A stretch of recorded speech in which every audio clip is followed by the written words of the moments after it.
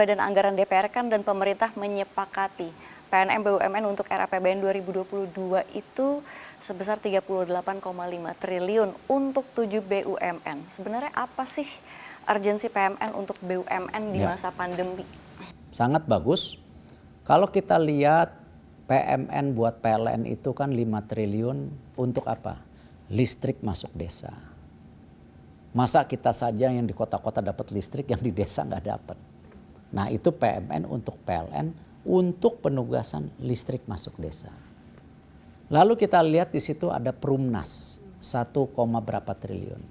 Kembali, generasi muda Indonesia perlu rumah murah. Sekarang kalau kita lihat yang ada di perkotaan ini, siapa yang bisa beli? Terlalu mahal.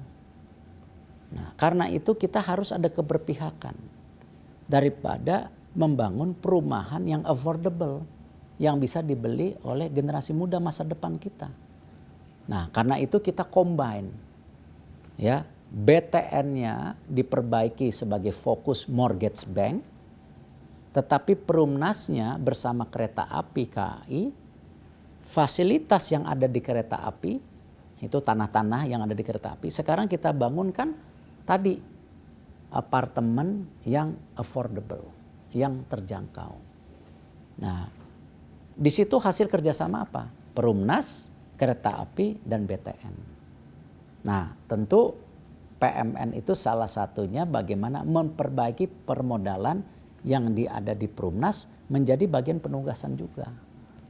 Nah, kalau kita bedah yang terbesar yaitu HK, kalau nggak salah 23 triliun. Nah, itu memang tol Sumatera. Tapi kan kembali, kalau kita tanya, kalau di Jawa aja tolnya udah nyambung, masa saudara-saudara kita yang di Sumatera nggak boleh punya tol? Dan itu terbukti dengan sekarang tembusnya jalan tol dari Sumatera Selatan ke Lampung. Kita bisa lihat apa? Ekonominya meningkat di Sumatera. Nah ini yang tentu tadi kita tidak bisa berpikir hanya Jawa sentris. Tapi kita juga harus tadi pembangunan infrastruktur di segala wilayah. Dan PMN itu mayoritas di situ.